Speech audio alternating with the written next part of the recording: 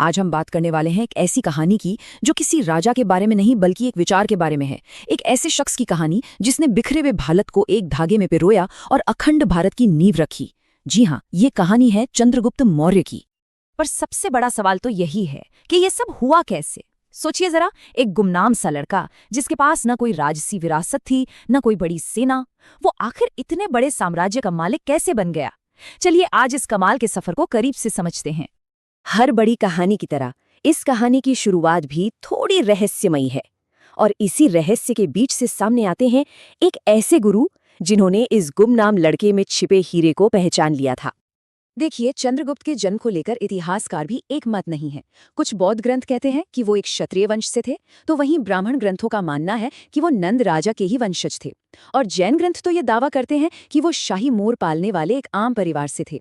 लेकिन जानते हैं, इन सब में एक बात कॉमन है कि उनकी शुरुआत बहुत ही साधारण थी, और यही बात उनकी कामयाबी को और भी ज्यादा बड़ा बना देती है। कहानी में मोड़ तब आता है जब आचार्य चाणक्य मगध के राजा धनानंद से अपमानित होकर बदला लेने की ठान लेते हैं, और तभी उनकी नजर एक बच्चे पर पड़ती है।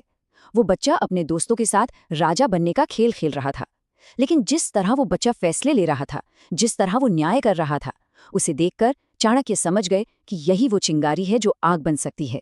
वो बच्चा कोई और नहीं, चंद्रगुप्त था। चाणक्य ने उस बच्चे में भविष्य का सम्राट देख लिया था। उन्होंने उस वक्त की मुद्रा यानी 1000 कारशापण देकर चंद्रगुप्त को खरीद लिया।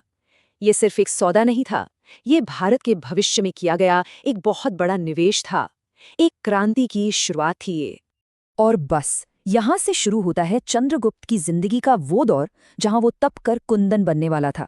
ये दौर था कड़ी ट्रेनिंग का और एक ऐसी बड़ी हार का जिसने उसकी पूरी सोच ही बदल कर रख दी। चाणक्य चंद्रगुप्त को ले गए तक्षशिला, उस जमाने का सबसे बड़ा ज्ञान का केंद्र। वहां अगले 8 सालों तक चंद्रगुप्त ने राजनीति, अर्थशास्त्र और युद्ध की हर वो बारीकी सीखी जो एक सम्राट के लिए जरूरी थी। और जानते हैं, इसी दौरान उन्होंने सिकंदर की विशाल सेना और उसके लड़ने की तरकीबों को बहुत पास से देखा। ये एक ऐसा अनुभव था जो आगे चलकर उनके बहुत काम आया। लेकिन ज्ञान के बाद भी पहली ही लड़ाई में चंद्रगुप्त बुरी तरह हार गए। हारकर जब वो कहीं छिपे हुए थे तो उन्होंने एक माँ को अपने बच्चे को डांटते हुए सुना। बच्चा गरम खिचड़ी को बीच से खाने की कोशिश कर रहा था और उसका हाथ जल गया। माँ ने उसे समझाया कि पहले किनारे से खाओ, वो ठंडा होता है। ये छोटी सी बात चंद्रगुप्त के दिमाग में बैठ गई। उन्हें अपनी गलती का एहसास हुआ। सीधे मगध की राजधानी यानी पाटलिपुत्र पर हमला करना गरम खिचड़ी में हाथ डालने जैसा था। असली रणनीति तो किनारों को जीतने में थी। मतलब पहले आसपास के छोटे राज्यों को जीतो, अपनी ताकत बढ़ाओ, और फिर जब दुश्मन कमजोर पड़ जाए तब केंद्र पर आखिरी वार करो। देखिए कितना बड़ा सबक एक साधारण सी बात में छिपा था। और बस इसी खिचड़ी स्ट्रैटेजी के साथ शुरू हुआ चंद्रगुप्त का वो विजय अभियान जिसने हिंदुस्तान का नक्शा ही बदल डाला। अब देखिए ये कैसे हुआ, एक एक करके। सबसे पहले उन्होंने मगध के घमंडी राजा धनानंद को हराया, फिर सिकंदर की मौत के बाद जो पावर वैक्यूम बना था उसका फायदा उठाया और उत्तर पश्चिम से यूनानियों को बाहर का रास्ता दिखाया, और आखिर में उन्होंने सिकंदर के सबसे ताकतवर जनरल सेलुकस निकेटर को एक बड़े युद्ध में हराकर ये साबित कर दिया कि अब भारत में एक नई शक्ति का उदय हो चुका है। सेल्यूकस के साथ हुई संधि कोई मामूली बात नहीं थी। इसके नतीजे बहुत दूर तक जाने वाले थे। चंद्रगुप्त को आज के अफगानिस्तान और बलूचिस्तान का पूरा इलाका मिल गया। इतना ही नहीं, एक वैवाहिक गठबंधन भी हुआ जिसे भारतीय इतिहास की पहली इंटरनेशनल मैरिज भी कहा जाता है। मतलब मौर्य साम्राज्य की सरहदें अब सीधे ईरान तक जा पहुंची थीं।